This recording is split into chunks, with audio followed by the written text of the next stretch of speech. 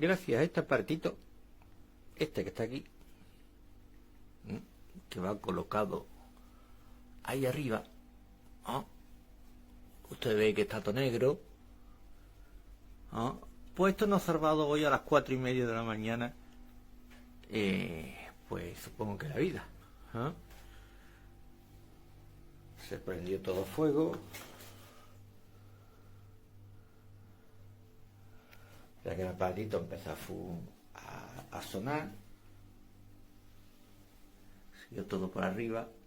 Fíjate cómo queda todo. Todo.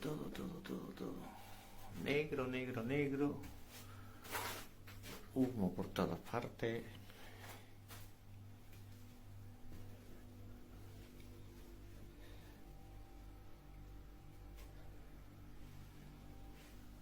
Todo negro. Cocina. Todo.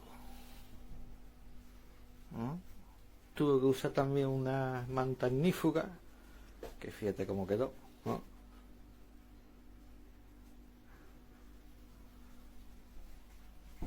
Y bueno, aquí estamos, el aparatito que empezó a hacer pi, 4:30 de la mañana. Gracias.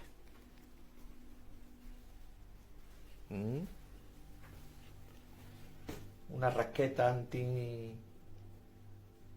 anti-mosquito. Explotó lo que es la batería y se prendió fuego la alfombra y ahí está. Gracias, aparatito.